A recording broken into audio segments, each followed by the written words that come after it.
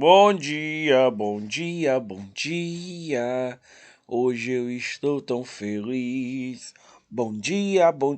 Gente, quem vem chegando é tio Igor para mais uma aulinha hoje de redação. Tá bom? Eita, aulinha de redação. E hoje a gente vai com relato histórico. Sim, relato histórico é o gênero que a gente vai ver agora, tá?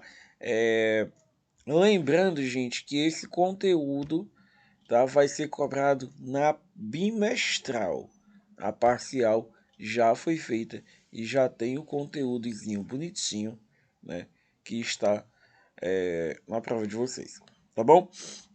Então, este conteúdo vai ser cobrado na bimestral, certo? Vamos lá, gente. Relato histórico. O que é um relato histórico? É uma aula do tio Elvis, de alguma forma. Vamos lá, gente. Vamos começar. Lembrando que a aula de redação tende a ser um pouco menor, pois a gente tem apenas uma aula por semana, tá? Então, primeiro, o que é relato histórico? Ó, trata-se de uma narração cronológica que resume acontecimentos relevantes que tiveram lugar a um determinado tempo. Então, o relato histórico é contar algo que aconteceu, certo? Em uma cidade, país, algo que foi importante para a história, tá? Num determinado período, né? No passado, no caso, né? Porque se a gente está contando, é porque já foi no passado. Então, você contar um acontecimento importante que aconteceu na história do mundial, né? Na história, sei lá, da sociedade, do mundo. E é isso, né? É contar um acontecimento histórico, tá? Mas algo que seja importante. Não vai contar também, tipo, ah, meu Deus, o relato histórico é o dia que a minha galinha lá de carro botou 2 ovos ao mesmo tempo. Fiquei com pena da pobre. Vamos lá, ó. Um relato histórico tem a função de narrar acontecimentos reais que fazem ou fizeram parte da história de um povo. Aí a gente vai ter aí, ó, a, a Gretchen, né? No caso aí, ela está fazendo o papel de Napoleão Bonaparte, né? Napoleão Bonaparte chegando lá. Eles estão indo revolucionar na França. Vai ter muita cabeça de monarca absolutista sendo jogado. Ah, liberté, égalité, fraternité. Isso aí é o Napoleão chegando lá, doideira. Gente, vamos lá. Características do relato histórico. Ó, costumam adquirir a forma de texto expositivo. Lembrando que o texto expositivo é um texto que expõe alguma coisa, que vai mostrar alguma coisa, tá?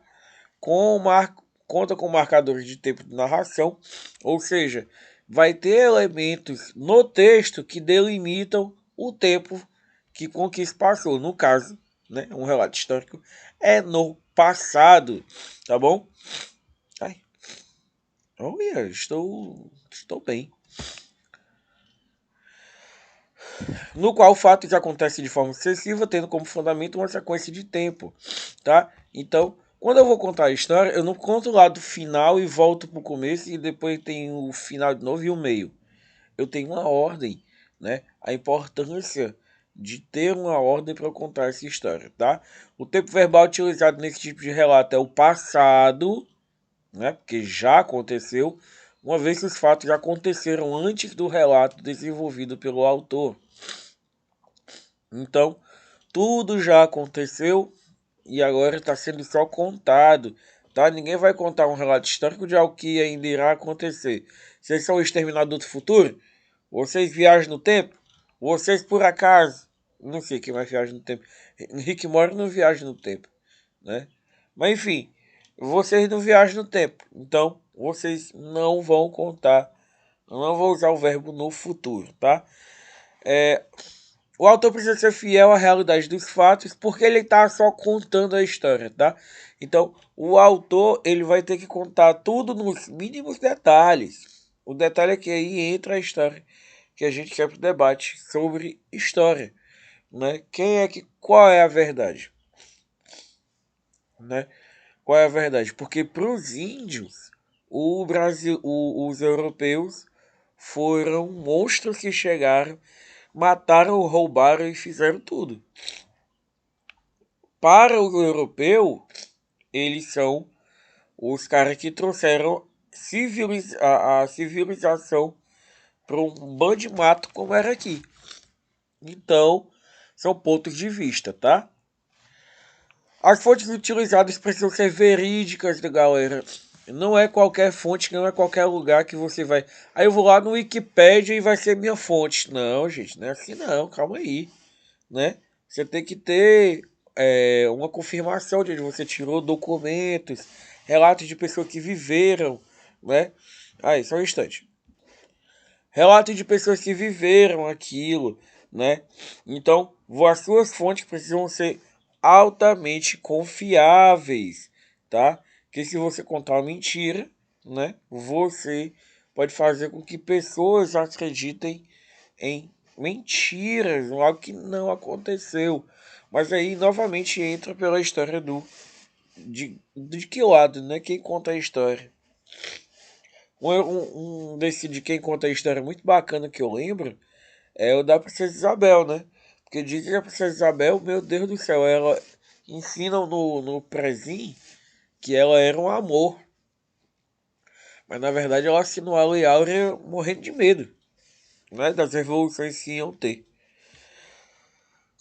Vamos lá, não devem conter opiniões pessoais, tá? Então quando você conta a história, você só conta a história.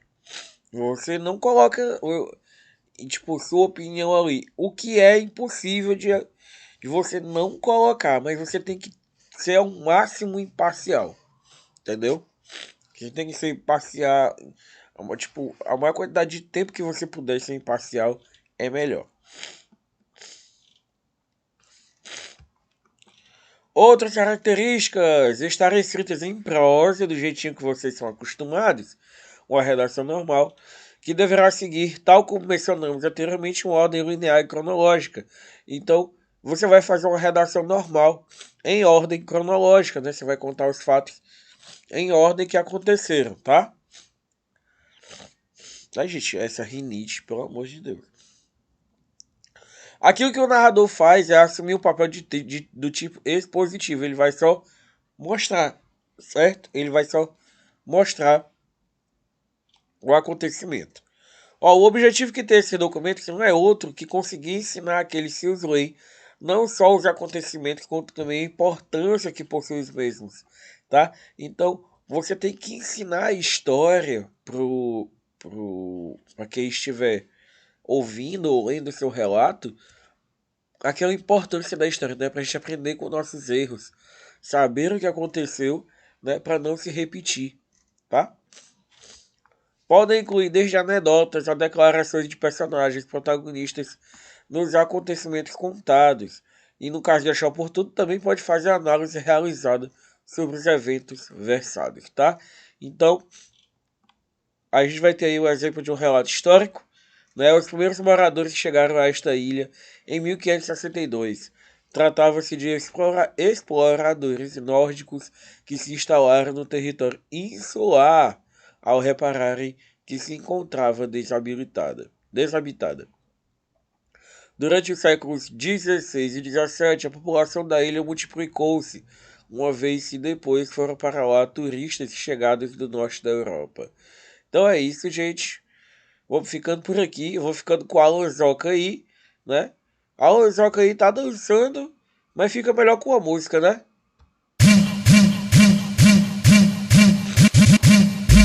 Ninguém acreditava que o gigante cairia. Ninguém acreditava que o gigante cairia. Mas a Bíblia nos relata que Davi matou Golias. Mas a Bíblia nos relata que Davi matou Golias. Crente é crente, né, pai? Crente é crente, né, pai? Depois que é ungido por Deus, derruba até Satanás. Crente é crente, né, pai? Crente é crente, né, pai? Depois que é ungido por Deus, derruba até Satanás. Crente, crente, crente, crente.